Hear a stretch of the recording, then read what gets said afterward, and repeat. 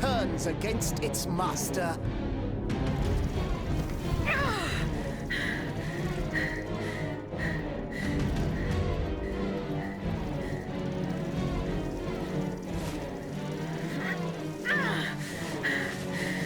You are not my master, tyrant! You never were! I am quite happy to concede this point, but what about the Count?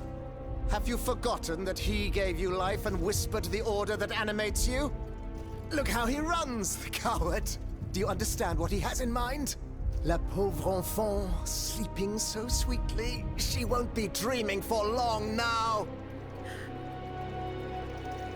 Consul! Athenais!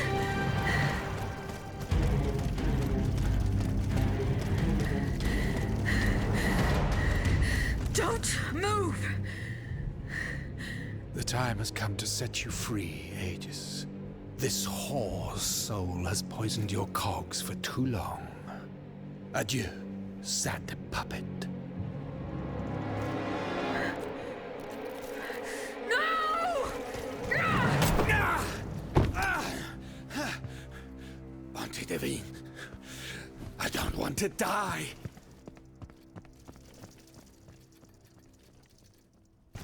Athenais. The sun is rising, and you have slept for far too long. The beauty of this world longs for you, just as you long for its light. For you are like the flowers that open in the morning. I know you, mon ami. We loved each other. Vous en souvient-il? You gave me your heart. So please, let me give you mine today. Vivez heureuse, Athenais. For it is happily that I leave this world.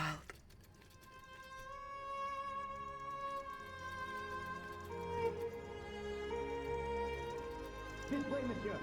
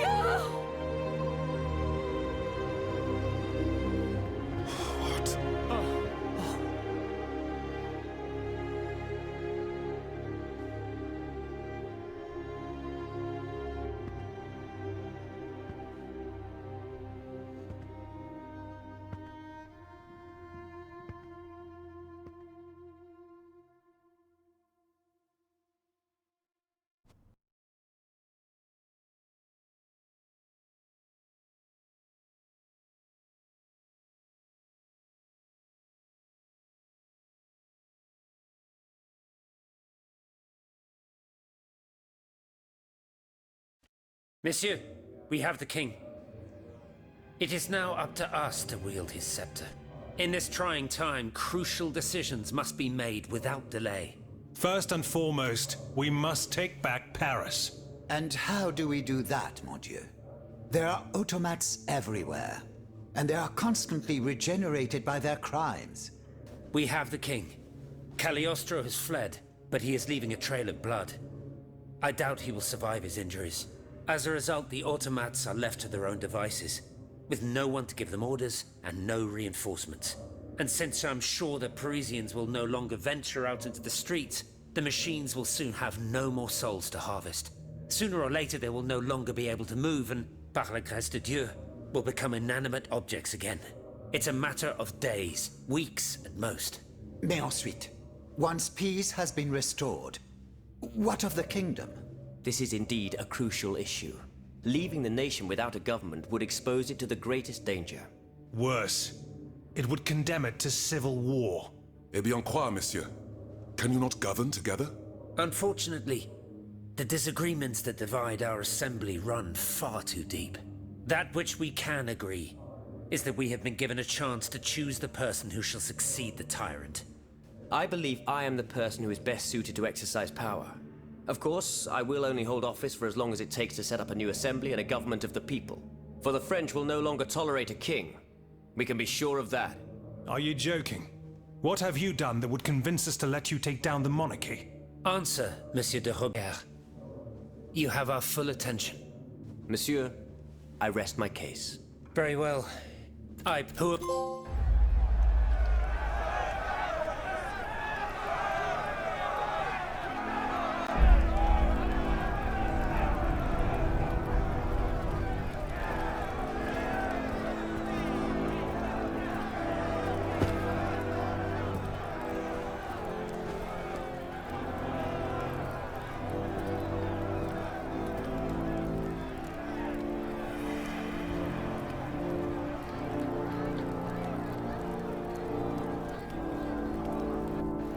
The National Convention welcomes Citoyen Robespierre, Consul of the Republic. Citoyen Louis de Bourbon, former King of France, in the name of the French people, in light of the innumerable crimes of which you have been found guilty, the members of the National Convention, meeting as an extraordinary court, have voted to sentence you to death. The sentence will be carried out on the hour. Now that justice has been done, the nation is ready to hear your last words.